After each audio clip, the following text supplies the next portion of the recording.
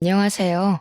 저는 30대 결혼한 지 이제 막 3년이 넘은 파릇파릇한 새댁입니다. 결혼한 지 고작 3년 넘은 주제에 뭐 그리 심각한 고부 갈등이나 집안 문제가 있어 사연을 다 올리나 싶으시죠?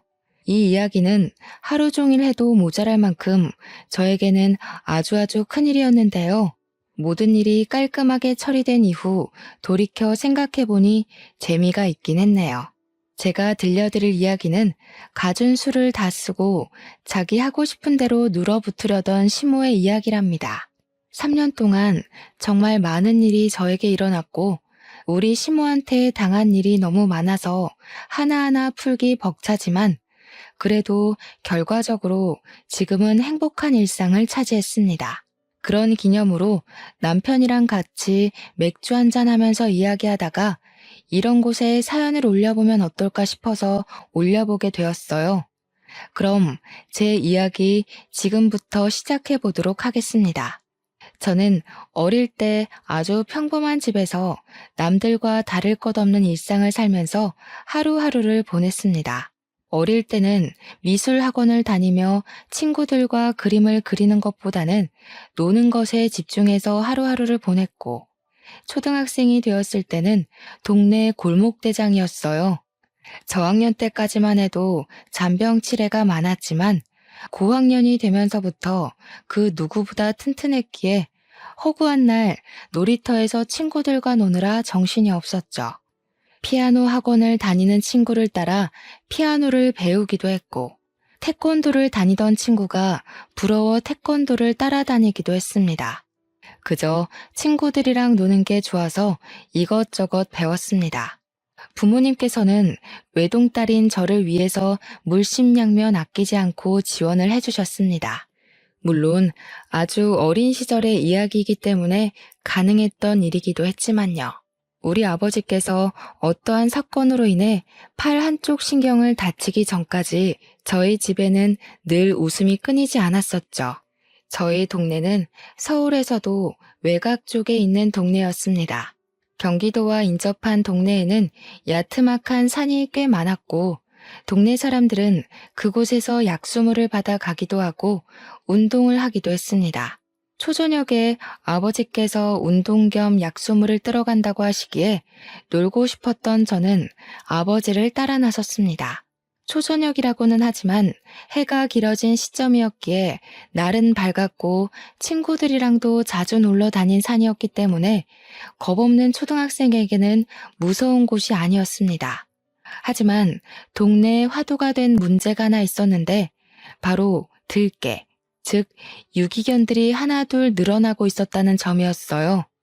그 당시에 개를 유기할 곳이 없으니까 외곽에 있는 산에 올라와 개를 유기하고 도망을 가는 사람들이 꽤 있었습니다. 지방까지 내려가기는 귀찮고 대충 이쯤이면 괜찮겠지 하는 양심 없는 사람들이었죠. 저희 동네도 그러한 상황에서 크게 벗어나지 않은 동네였습니다. 개를 키우다가 더 이상 감당하기 힘들다 싶으면 우리 동네까지 꾸역꾸역 찾아와서 개를 유기하고 가버리는 것이었습니다. 당연히 동네에 들개들이 늘어나고 그 들개들끼리 3-4마리씩 몰려다니면서 동네를 어지럽히고 시끄럽게 만들고 있었습니다.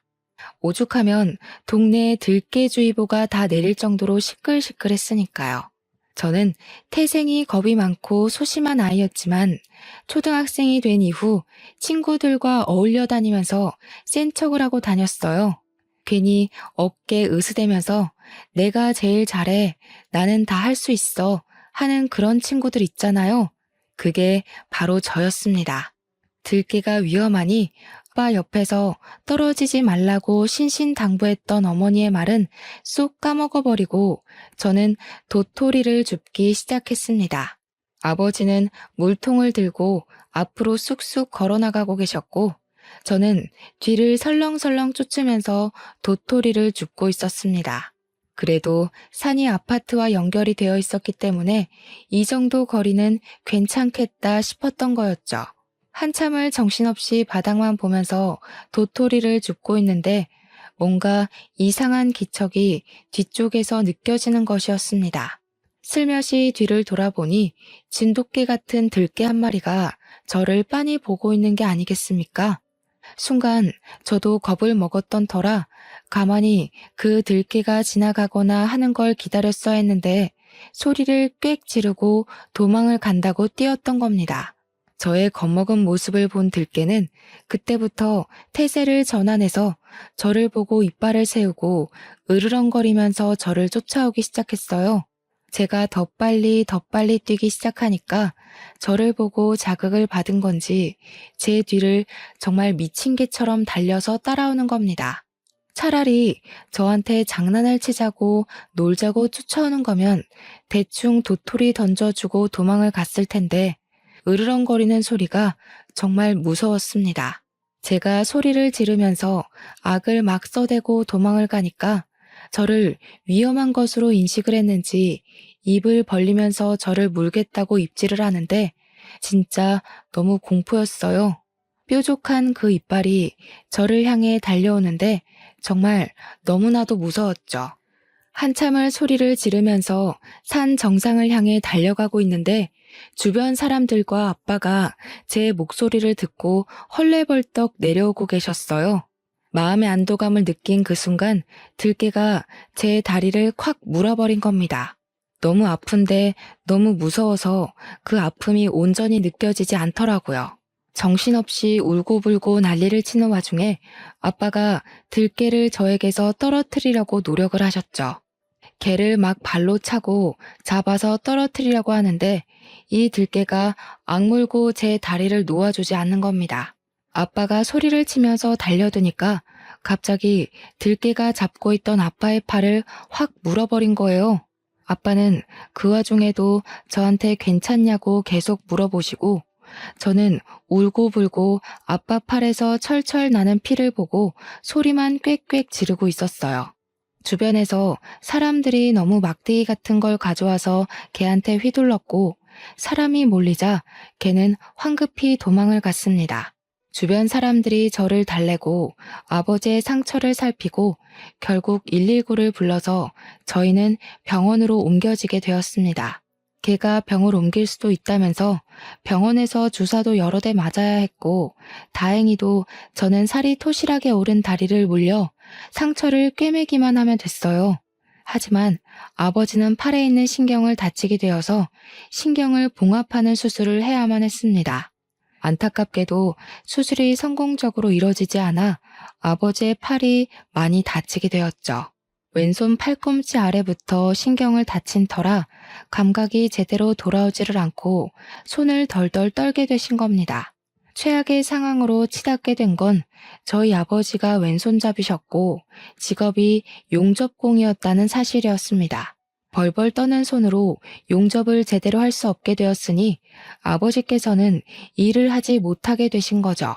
결국 벌어둔 돈을 다 쓰게 되고 생활고에 시달리게 되자 어머니께서 일을 다니셔야만 했습니다.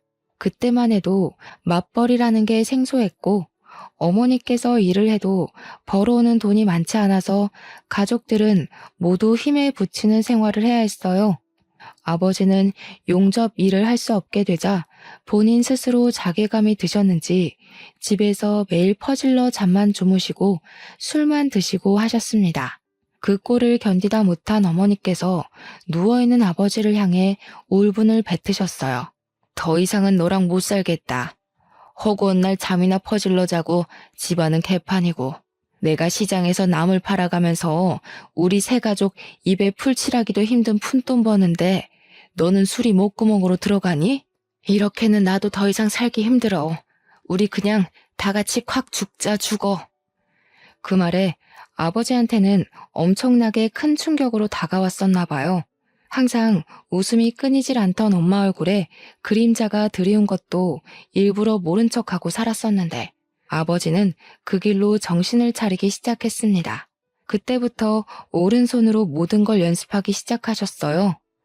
처음에는 젓가락을 잡는 것조차 힘들어 하셨는데 이를 악물고 연습을 하시기 시작했죠. 그렇게 하루 이틀, 한 달, 두 달 연습을 하시더니 나중에는 콩알도 자유자재로 옮기시는 수준까지 이르렀습니다. 오른손을 쓰는 연습을 게을리하지 않으면서 왼손에도 힘을 주려고 애를 쓰셨죠.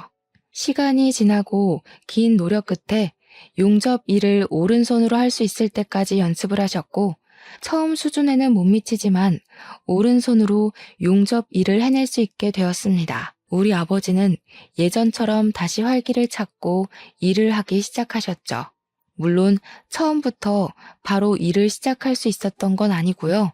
오래 쉰 데다가 오른손잡이가 아닌 사람이 오른손을 쓴다고 하니 업체에서도 아버지를 받아주지 않으셨어요. 그럼에도 불구하고 아버지는 본인의 능력을 인정받기 위해 끈을 놓지 않고 계속해서 노력을 하신 거죠. 결국에는 원래 일하던 곳에서 아버지의 오른손 용접을 확인하시고 일을 하나둘 물어다 주시기 시작했고요. 열심히 하는 모습에 챙겨주시던 동료 직원들의 도움으로 우리 가족은 다시 화목함을 되찾을 수 있게 되었죠. 한 가지 달라진 점은 제가 어마어마하게 개라는 동물에 대한 트라우마가 생겼다는 것이었습니다. 요즘은 반려견 키우는 사람이 정말 많이 있잖아요. 물론 성실한 견주들이 대부분이지만 그렇지 않은 몰상식한 사람들도 여전히 존재합니다. 공원 같은 데에 친구들이랑 맥주라도 한 캔 하자 싶어서 놀러 간다거나 애완견이 출입 가능한 카페 같은 데에 가면 정말 별별 사람들 많아요. 큰 개한테는 입질을 예방하기 위한 입마개를 씌운다던가 목줄은 필수라던가 그런 기본적인 배려조차 하지 않는 사람들이요. 특히 우리 개는 안 물어, 우리 개는 안 짖어 하면서 목줄 없이 돌아다니는 개들을 보면 정말 미칠 것 같습니다. 저에게 반갑다고 꼬리를 치며 달려와도 그날의 기억이 생생하게 떠올라 저는 경기를 일으키곤 했습니다. 정말 길에서 목줄 없이 돌아다니는 개를 보고 너무 놀라서 소리를 고래고래 지른 적이 있었어요. 작은 몰티즈 강아지였는데도 저한테는 그날 보았던 큰 진돗개처럼 무서웠거든요. 제가 소리를 지르면서 저리 가라고 하니까 견주가 그제야 나타나더라고요. 목줄이 풀린 강아지를 덥석 안으면서 우리 개한테 왜 소리를 지르냐고 오히려 저한테 난리를 치더라고요. 우리 개가 물기를 했어, 짖기를 했어, 그쪽 다리에 오줌을 쌌어, 어쨌어 하면서 소리를 지르는데 저한테 개는 다른 의미잖아요. 황당해하는 견주들에게 일일이 제가 개한테 물려서 트라우마가 있어요 하고 말을 할 수도 없는 노릇이고요. 소형견이고 대형견이고 저한테는 그저 무서운 동물일 뿐이었습니다. 개에 대한 공포심이 전혀 나아지지 않은 채로 중학교, 고등학교, 대학까지 졸업을 하고 저는 사회인, 즉 취직까지 하게 되었습니다. 우리 가족은 여전히 그날 일을 입 밖으로 꺼내진 않지만 화목했고 아버지께서는 여전히 용접공으로 일을 하고 계셨어요. 아버지께서 기력을 찾은 이후 저희 가족은 다시 일상생활로 돌아올 수 있었고 대학 등록금도 걱정 없이 학교를 다닐 수 있었죠. 아무튼 제가 취업이 완료된 이후에는 우리 가족끼리 잔치를 열기도 했습니다. 우리 딸이 언제 이렇게 커서 취업까지 했냐고 자랑스럽다고 대견하다고 말씀하시는 부모님께 조금 부끄럽기도 했네요. 남들처럼 대기업에 떡하니 취업한 것도 아니고 물론 괜찮은 회사긴 했지만 작은 신생 기업이었거든요. 직원이 저 포함해서 8명 정도 되는 작은 회사였는데 꽤 괜찮은 회사라고 소문이 나 있던 곳이라 경쟁률도 쟁쟁했어요. 대표님도 젊은 사람이었고 나름 복지도 탄탄했고요. 인터넷 사업 쪽으로 사업을 더 확장할 계획이라 하면서 월급도 점차 올려준다고 했습니다. 자유로운 복장과 상하 관계가 없는 사원들과의 관계 또한 회사의 장점 중 하나였습니다. 그러던 어느 날 저에게 작은 소란스러운 일이 생기게 되었습니다. 대표님과 회사 사람들 다 같이 점심을 먹고 돌아오는 길에 두런두런 이야기를 하면서 걸어가고 있었어요. 그때 길에서 주인이 목줄을 놓친 건지 작은 소형견 하나가 우리 쪽을 향해서 달려오고 있었습니다. 제가 달려오는 소형견을 보고 너무 놀라서 소리를 꽥꽥 지르면서 그 자리에 주저앉아 벌벌 떨고 있었어요. 걔도 제 소리에 흥분을 한 건지 아니면 그저 자유롭게 달릴 수 있어서 좋았던 건지 저희 쪽을 향해서 짖으면서 달려오는데 어릴 때 그 사고에 대한 기억이 떠오르더라고요. 제가 진짜 발작하듯이 온몸으로 몸부림을 치면서 울고불고 소리를 막 질렀거든요. 그랬더니 우리 대표님께서 놀라셨는지 저를 감싸 안아주시면서 달려드는 소형견의 목줄을 탁 잡아채고는 걔가 더 이상 다가오지 못하게 짧게 목줄을 쥐었어요.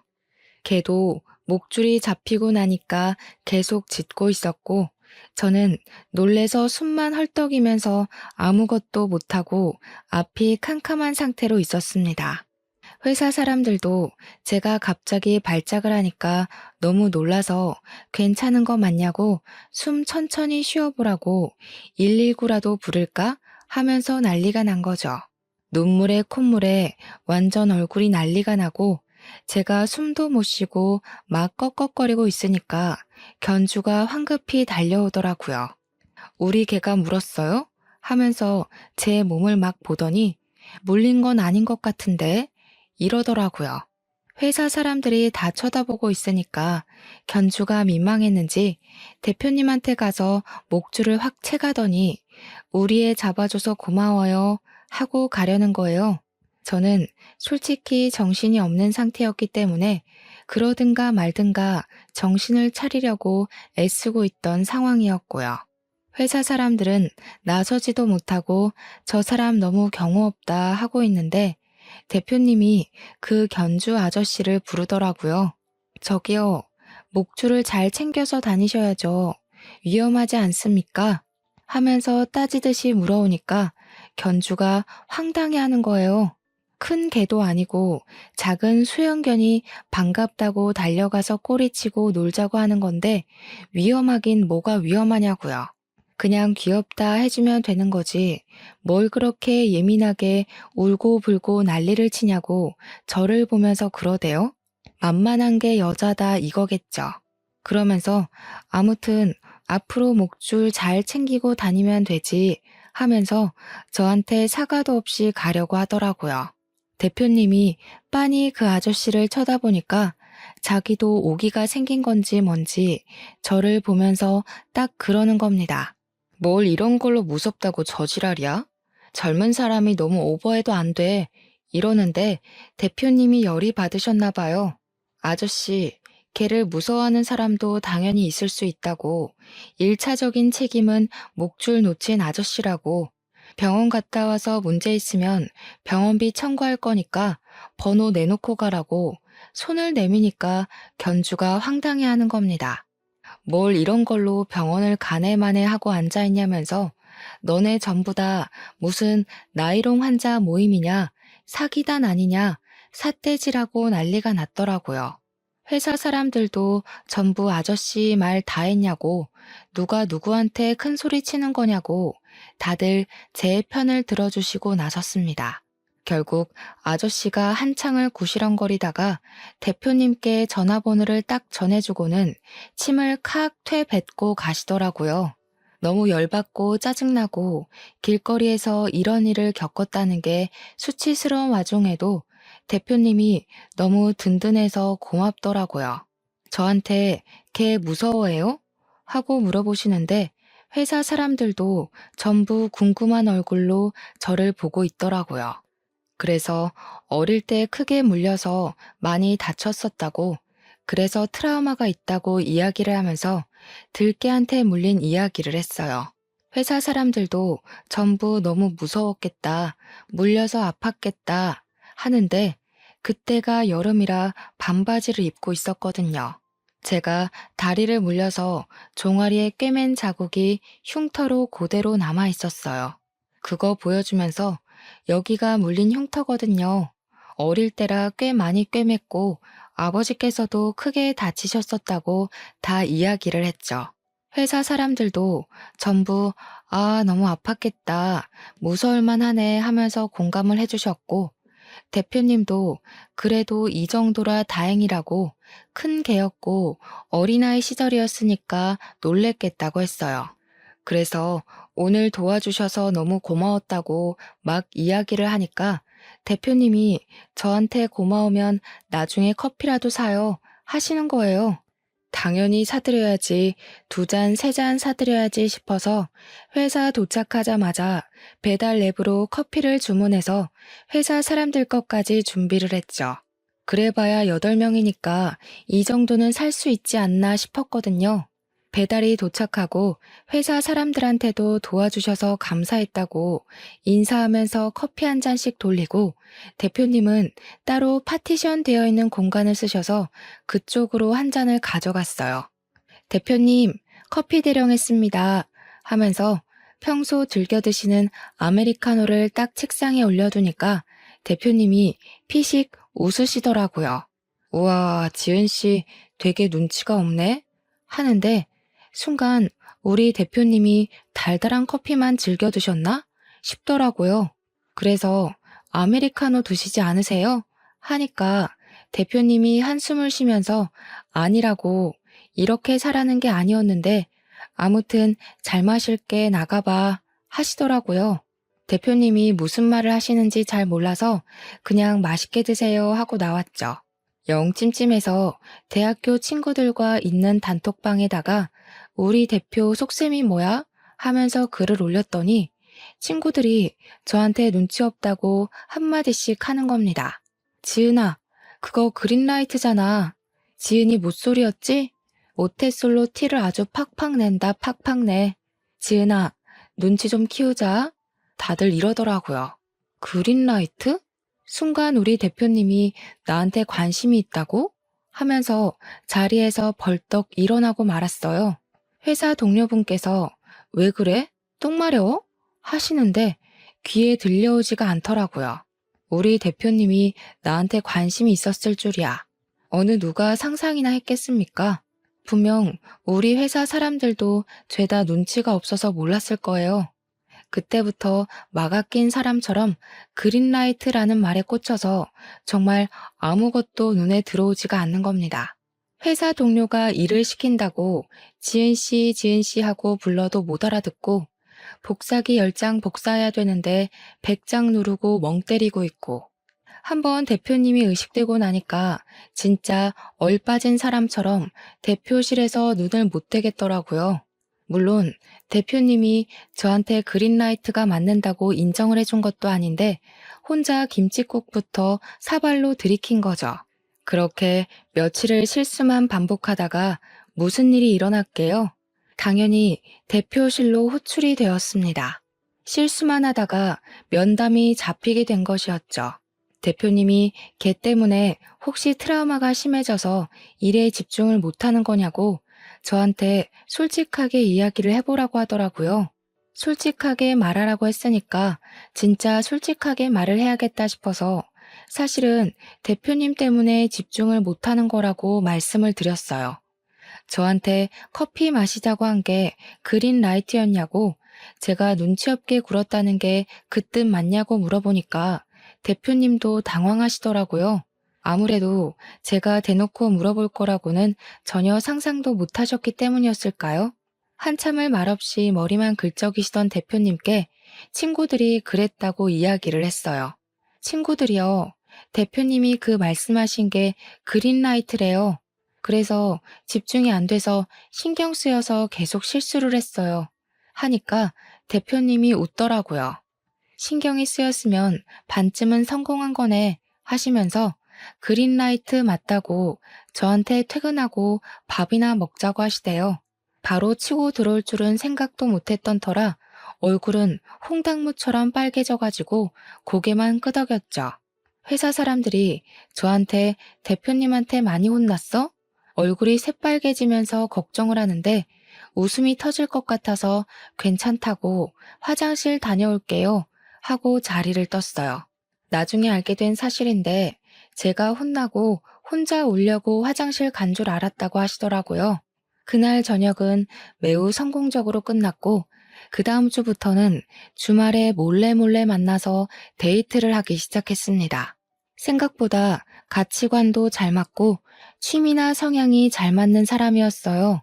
첫 연애에 너무나도 완벽한 짝꿍을 만난 느낌이 들었다고나 할까요? 대표님과 함께 보내는 시간이 너무 빨라서 아쉬울 정도였습니다. 그렇게 연애를 이어가다 보니까 어느 날부터는 데이트가 끝나고 각자의 집으로 가는 그 시간이 너무 아쉽고 서운하고 쓸쓸하더라고요.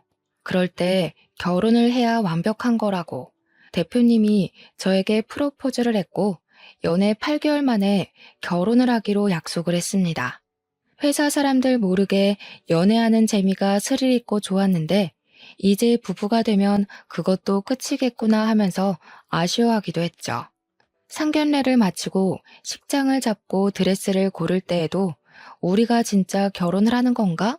하면서 현실감이 조금 느껴지지 않았어요. 청첩장이 나오고 회사에 돌리려고 인원수에 맞춰서 들고 갔는데 그때 처음으로 떨리고 설레고 하더라고요. 저희가 청첩장을 돌리면서 저희 연애하는 것도 모르셨죠? 하면서 결혼해요 라고 했더니 회사 사람들이 심드렁 하더라고요. 연애하는 걸 왜 몰랐겠냐고. 대표님이랑 지은 씨만 몰랐지 다들 알고 있었다고. 티가 너무 났다는 겁니다. 그 말에 저랑 남편이랑 깜짝 놀랐죠. 회사 사람들 아무도 아는 티를 안 냈거든요. 정말 빠르게 시간이 지나가고 완벽한 결혼식, 즐거운 신혼여행을 마치고 둘이서 열심히 꾸민 신혼집까지 입주를 완료했습니다. 이제 내 인생의 꽃길만 남은 건가 하고 생각했던 것도 잠시 진짜 순환 시대는 바로 여기서부터 시작이었습니다. 결혼할 때까지는 상상도 못했던 일이 결혼하고 3개월 만에 벌어지기 시작했어요. 바로 우리 시모가 엄청난 강아지 애호가였다는 것이었습니다. 별 생각 없이 시댁에서 저녁을 먹자고 하셔서 시댁에 방문을 했는데 남편이 현관문을 열자마자 개 한 마리가 뛰어나오는 게 아니겠어요?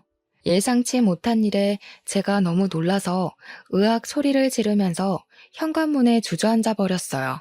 남편이 개를 바로 안아 올리면서 이 개는 뭐야? 하고 소리를 치니까 시모가 쓱 나오더니 개 한 마리를 들였다 하시는 겁니다. 남편이 결혼해서 분가하고 나가니까 시부모님이 외롭고 적적한 분위기가 싫어서 개를 입양했다고 이제 네 동생이다 하시면서 껄껄 웃으시더라고요. 제가 현관문에 주저앉아서 아무것도 못하고 벌벌 떨고 있으니까 남편이 개를 방에다가 들여놓고 문을 닫으면서 이야기를 했어요. 와이프가 개를 무서워한다고. 어릴 때 심하게 물려서 트라우마가 있어서 호흡곤란이 올 정도라고 했죠. 그러니까 시부가 방문 닫아두라고 우리 집에 갈 때까지 개를 밖으로 꺼내두지 않겠다고 약속을 하셨죠. 그 말에 끝나기 무섭게 시모가 아니 저렇게 두면 우리 애기가 스트레스 받는다니까 하면서 난리가 난 거예요. 그 개가 방문을 벅벅 긁으면서 깨갱 소리를 내는데 그 소리조차 저한테 너무 스트레스였고 공포였고 밥을 못 먹겠더라고요. 남편이 제 모습을 보고는 한숨을 쉬면서 이제 시댁에 못 오겠다고 했어요. 개만 보면 발작을 하는데 개가 있는 집에 어떻게 오겠냐고. 개 있는 동안에는 방문하지 않겠다고 하니까 시모가 혀를 끌끌 차더라고요. 어릴 때 당한 사고라더니 뭘 이렇게 유난을 떠냐고 저 조그마한 개가 물어봐야 얼마나 아프겠냐고 이해를 못하겠대요. 남편이 이해 바라는 거 아니라 못 온다고 통보하는 거라고 하니까 입을 삐죽이시더라고요. 시부는 이해한다고 미처 몰랐다고 미안하다고 하시는데 시모는 저한테 계속 유난이다 유난이야 하셨어요. 자기는 당해본 적 없으니까 이 트라우마가 얼마나 심각한지 모르는 거죠. 저한테는 생사가 걸린 문제였는데요. 아무튼 시댁에 방문하지 않고 지내기를 몇 개월, 명절이나 행사가 있거나 해서 꼭 방문을 해야 할 때에는 시부가 개를 방에 가두거나 베란다에 가뒀어요. 물론 그때마다 시모는 저한테 언제까지 그럴 거냐고 자꾸 마주치고 붙어 지내봐야 그런 트라우마도 극복되는 거 아니냐고 했어요. 시모가 키우던 강아지가 치와와라서 소형견이긴 했는데 빨빨거리면서 싸돌아다니는 게 완전 난리도 아니긴 했거든요. 저는 그 개가 멀리서 짖는 것도 저랑 눈이 마주치는 것도 너무 싫고 무서웠어요. 어느 날은 시모가 저한테 얘, 개를 가까이서 보면 또 달라 하면서 제 얼굴에 치와와를 들이미시는데 얼마나 놀랬는지 몰라요. 저도 모르게 시모한테 소리를 치면서 개 무섭다고요. 가까이 못 간다고요. 하면서 난리를 쳤죠. 그러니까 시모가 이 조그마한 개 물어봐야 얼마나 아프다고 소리를 치냐고 네 소리에 더 놀래겠다 하면서 저를 나무라셨어요. 저는 지지 않고 이야기했죠. 애가 크고 작고 그런 게 중요한 게 아니라 개 자체가 너무 무섭다고요. 가까이 하기 싫으니까 제발 제 앞으로 들이밀지 말아달라고 부탁을 드렸어요. 그러니까 저한테 답답하다면서 트라우마를 극복할 수 있는 좋은 기회라며 우리 개는 사람 안 문다고 하는데 제 마음을 몰라주는 시모가 오히려 더 답답하고 짜증까지 나더라고요. 그렇게 제가 2년 정도 시댁의 발길을 완전히 끊어버리는 것으로 의지를 보여드렸습니다. 우리 남편도 당연히 제 편을 들어주었고 시부도 제 편을 들어주셨어요. 하지만 시모만 유별나다면서 걔가 얼마나 사람을 위로해주는 동물인지 몰라서 저런다고 제 탓을 하셨죠. 그러던 와중에 충격적인 사건이 일어났습니다. 바로 시부가 갑작스럽게 돌아가시게 된 것이었어요. 너무나도 갑작스러운 돌연사라 온 가족이 시부의 사망을 받아들이는데 시간이 걸렸습니다. 장례식을 어떻게 치렀는지 기억이 나지 않을 정도로 순식간에 일어난 일이었습니다. 시부의 유품을 정리하면서 걔랑 둘이 살게 된 시모는 외롭고 쓸쓸하다고 매일같이 눈물바람으로 전화를 하셨어요. 너희가 집에 좀 붙어 있으면 안 되겠니? 하시는데 저는 차마 걔 때문에 시댁에 가지 못하겠더라고요. 나중에는 시모는 이러다가 우울증으로 자기도 죽겠다고 합가를 하자고 요청을 하셨는데 다른 건 몰라도 걔 때문에 죽어도 안 되겠더라고요. 남편도 가운데서 고생을 좀 많이 했죠. 아무리 그래도 걔랑은 같이 못 산다고 딱 잘라서 거절을 해줬어요. 우리 마누라 힘들어해서 안 된다고 하니까 시모가 자기도 힘들어서 안 되겠대요. 결국 치어와 치치를 부산에 계신 이모님 댁으로 보내기로 하고 합가를 하기로 했습니다. 근데 이모님 댁이 부산이니까 걔를 부산까지 보내야 하는데 자꾸 이모님 댁이랑 시간이 맞지 않는다면서 차일피일 미루는 거예요. 합가를 해놓고 걔를 보내지 않으니까 걔를 방에다가 거의 가둬두다시피 하고 공존하는 시간을 보내야만 했습니다. 어차피 저랑 남편이랑 둘 다 출근을 하니까 출근해 있는 동안은 풀어두고 퇴근하는 시간에 맞춰서 가두면 되지 않냐고 하시더라고요. 저는 개 짖는 소리만 나도 너무 무서워서 벌벌 떨었고 집에 가는 길이 너무나도 공포스러웠어요. 하지만 시모는 이렇게 지내다 보면 제가 적응하지 않겠냐고 가지가지 한다고 뭐라고 하더라고요. 합가한 지 한 달이 지나서 남편이 도저히 안 되겠다 싶었는지 부산 이모님 댁으로 전화를 걸었습니다. 걔는 언제 데려가실 거냐고 따지듯이 물었더니 이모님이 개? 무슨 개? 내가 걔를 왜 키우니? 개 털 날리는 거 딱 질색이다. 하셨다는 거예요. 알고 보니까 시모가 합가를 하려고 거짓말을 치고 버티고 있었던 거죠. 애초에 이모님은 개를 키울 생각조차 없으셨던 거예요. 이미 합가까지 한 마당에 너네가 어떻게 할 건데? 이렇게 나오시니까 점점 고부간의 갈등이 시작되었죠. 저는 몇 번이나 치치 때문에 호흡곤란이 올 정도로 난리를 쳤고 시모는 그때마다 저에게 화를 냈어요. 가만히 있으면 치치도 저한테 안 갈 거라면서 이쁜 애를 왜 못 잡아먹어서 안달이냐고 제가 무슨 동물 학대하는 사람 취급을 하더라고요. 밤마다 울기를 반복하니까 남편도 시모랑 싸우고 시모는 아들 키워봐야 소용없다면서 치치를 품에 안고 내 새끼는 얘밖에 없다 하시고 그렇게 불편한 동거를 이어가던 와중에 주말이라 치치를 애견 호텔에 맡기고 TV를 보는데 동물 다큐멘터리를 하더라고요. 순간 도마뱀이 딱 나왔는데 시모가 기겁을 하더니 채널 돌리라고 도마뱀 징그럽다고 난리를 치는데 순간 머릿속에 굿 아이디어가 떠오른 거죠. 제가 개 싫다고 기겁을 할 때 유난이라고 삐죽거렸던 시모가 도마뱀을 보고 기겁을 한다. 남편이랑 상의하고 바로 다음날 저는 파충류 숍에 가서 도마뱀을 분양받아 왔습니다. 제가 개 고양이만 무서운 거지 나머지 동물들은 아무렇지도 않았거든요. 도마뱀 분양해서 투명 케이지에 넣어오니까 시모가 소리 지르고 난리가 난 거죠. 그 흉측한 거 뭐냐, 당장 치워라, 어디서 들고 온 거냐 하는데 제가 뻔뻔하게 제 반려동물이에요 했어요. 어머님이 자꾸 봐야 친해진다면서요. 어머님도 제 반려동물이랑 친해지세요 하면서요. 시모가 거품을 무는데 너무 꼬숩고 속 시원하더라고요.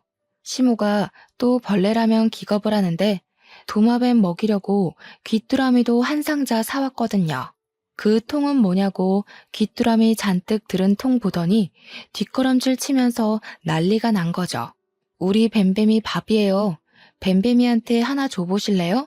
하니까 도마뱀한테도 이름 짓냐면서 기겁을 하시고 저한테 미친 거 아니냐고 삿대질하고 우리 남편 보고 도마뱀 치우라고 난리가 났는데 남편도 심드렁하게 대꾸했죠. 어차피 케이지에서 사는 앤데 뭐가 문제야? 개처럼 빨빨거리면서 싸돌아다니는 것도 아니고 내버려 둬요 하면서요. 일부러 보란듯이 거실에 두고 키우니까 시모가 거실에 나오지도 못하더라고요. 남편은 케이지 안에 갇혀있는 것도 서러운데 방에 두면 무슨 재미로 사냐고 햇볕도 보게 해야지 하면서 대꾸하고요. 저한테 결국에는 어떻게 하면 뱀뱀이 치울 거냐고 하는데 제가 아무것도 모르는 척하면서 제 반려동물한테 왜 그러세요? 유난 떨지 마세요 했어요. 우리 시모 얼굴이 썩어가는데 너무 웃겼죠. 해도 해도 너무하는 거 아니냐, 뭐가 문제냐 하는데 어머님도 제가 개 싫다는데 꾸역꾸역 데리고 오셨잖아요 했죠. 복수하는 거냐고 시모한테 뭐 하는 짓이냐 하길래 복수는요? 반려동물 키우는 게 뭐가 문제냐고 했죠. 시모가 하루하루 피말라 하는 게 눈에 보였습니다. 그러던 어느 날 퇴근하고 집에 왔더니 뱀뱀이가 안 보이는 거예요. 우리 뱀뱀이 어디 갔냐고 물어보니 시모가 모르는 척 딴짓을 하더라고요. 남편이 추궁하니까 그제야 하는 말이 동네 중고마켓에 무료 분양한다고 올려두니까 어떤 사람이 가져가겠다고 해서 줬다는 거예요. 귀뚜라미들까지 전부 다요. 남편이 남의 반려동물을 왜 멋대로 주냐고 난리를 치니까 시모가 그게 무슨 반려동물이냐고 이미 줘서 못 찾아온다고 하는 거예요. 제가 열받아서 치치도 버려도 돼요? 치치도 다른 사람 줄까요? 하니까 천벌 받을 짓 하지 말라는데 뱀뱀이는 괜찮고요 했죠. 파충류가 지능이 있냐 뭐가 있냐 하는데 또 다른 도마뱀을 분양받아 오자니 이런 일이 두 번은 안 생길 거라는 보장이 없는 거죠. 그래서 남편과 상의해서 남편 지인의 반려동물을 잠시 빌려오기로 했어요. 바로 애완거미로 유명한 타란툴라를 빌려왔습니다. 출근할 때는 데리고 출근하기로 하고 집에 다 같이 있을 때만 시모 앞에 들이밀기로 했죠. 애완용이라 독은 제거된 아이였는데 일부러 이름도 미미라고 붙여두었어요. 제가 케이지를 들고 집에 오니까 시모가 이건 또 뭐냐고 쓱 고개를 들이밀었는데 성인 남자 손바닥만한 거미가 있으니까 뒤로 쓰러지더라고요. 자기한테 지금 시위하는 거냐고 미친 거냐고 소리를 고래고래 지르는데 제가 그랬죠. 뱀뱀이 싫다고 하셔서 타란툴라 데리고 왔다고. 얘는 혹시라도 버린다고 만지려고 하지 말라고 독 있다고 했습니다. 얘 독이 치명적인 거 아시죠? 그냥 멀리서만 부셔요. 밥 한번 줘보실래요? 핀셋으로 멀리서 주셔야 돼요. 그러니까 신모가 기겁을 해서 저리 치우라고 난리를 치더라고요. 우리 미미 외로울 것 같은데 짝이라도 하나 더 드릴까? 집안을 거미소굴로 만들 일 있어? 절대 안 돼. 출근할 때 혹시라도 문제 생길까봐 데리고 출근하고 지인에게 보여주고 밤에는 다시 집으로 데리고 들어오고를 며칠을 반복했습니다. 시모는 어떻게든 치우고 싶어 했지만 저희가 떡하니 지키고 있으니까 아무것도 할 수 없었죠. 예, 내 꿈에 거미가 다 나오질 않나 몸이 막 다 간지럽고 죽겠다. 너네 거미가 밤사이에 탈출했을까봐 무서워서 잠도 못 자겠어. 어떻게 하면 저거 치울 거니? 응? 이모님 댁으로 치치 보내는 거 확정되면 저희도 거미 입양 보낼게요. 결국 시모가 두 손 두 발 다 들고 치치를 충청도에 있는 마당 딸린 친구 집으로 입양을 보내겠다고 약속을 했습니다. 남편이 그러더라고요. 치치를 먼저 입양 보내고 나면 그때 우리 미미도 입양 보내겠다고요. 미미 주인인 남편 지인분께도 조금만 더 미미를 데리고 있겠다고 하니 흔쾌히 허락을 해주셨어요. 회사 출근할 때 가끔 근처로 오셔서 미미를 보고 가시기도 했고 영양제나 밥도 다 챙겨주셨거든요. 솔직히 저도 거미를 키운다는 건 정말 이해가 가지 않아서 처음에는 너무 징그럽고 무서웠는데 자꾸 보니까 정이 가긴 하더라고요. 물론 저보고 돈 주고 사서 키우라고 하면 절대 못 키울 것 같지만 나름 귀여운 구석이 있긴 했어요. 결국 시모는 두 손 두 발 다 들고 친구네 집으로 치치를 보내게 되었습니다. 마당 딸린 집이니까 치치한테는 오히려 좋을 거라며 스스로를 다독이시는데 솔직히 저도 좀 죄송하긴 하더라고요. 제가 걔를 무서워하지만 않았어도 치치 주인으로서 시모는 꽤 괜찮은 할머니였거든요. 아무튼 치치가 충청도로 내려가자 저도 미미를 본래 주인에게 되돌려 주었습니다. 나쁜 계집애. 나랑 치치 사이를 이렇게 갈라놔도 되는 거야? 나중에 천벌 받을 거야.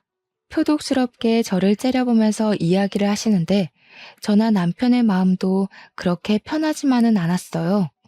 시모가 어쨌든 꽤 정을 주고 키워왔던 강아지였으니까요.